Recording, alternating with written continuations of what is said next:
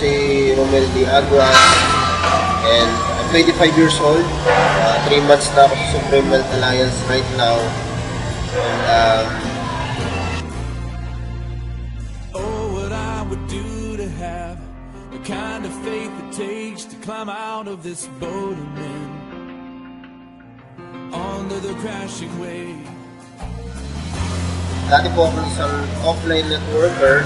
So, before ako ma-involve sa online network marketing, doon po ako before sa traditional way.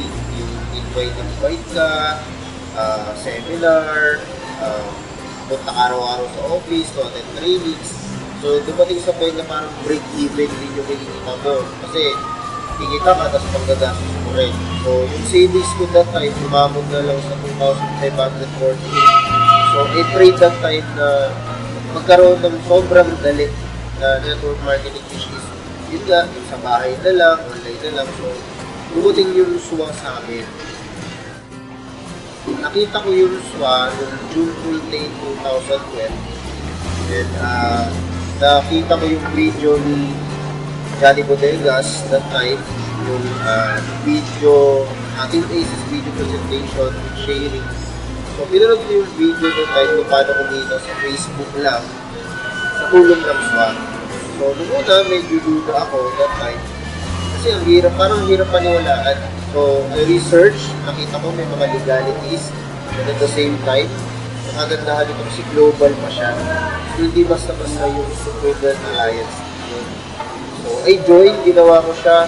Alam mo, sobra ko nabaliw yung una kong hinita is, first month ko is 81,480 pesos or $1,940. So, take note. Alam mo kung bakit ako sobrang natuwa kasi kahit ni piso wala akong ginastos kaya nag-ipon ko yung gano'n ng earnings sa loob ng isang buwan.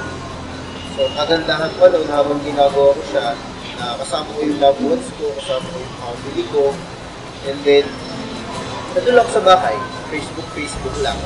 Second payout request ko, yung pinaka-latest is yung 102,800 pesos. Or, sobrang doon ako nabaliw. And na-receive ko siya sa BDO, yung first income ko na-receive ko sa BPI. So, maraming earnings that time.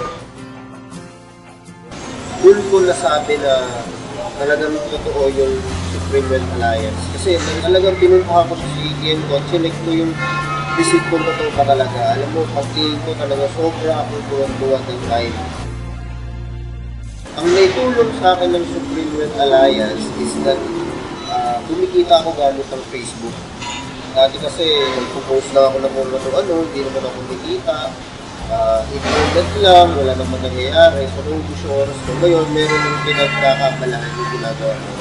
At the same time, nagkaroon ako ng financial freedom, nagkaroon ako ng time freedom.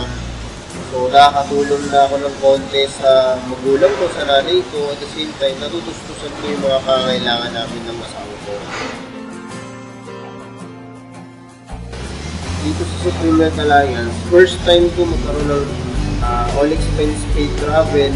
Although local lang siya, pero masasabi ko na sobrang sarap. Kasi first time ko makasakay ng airplane, first time ko makapunta ng Davao, kasama ko yung wife ko. So, dito ko rin unang nabili yung dream camera ng wife ko. Dito ko rin unang nabili yung computer ko. Pagbayad na rin ako ng mga konting utang. So, nagustuhan ko talaga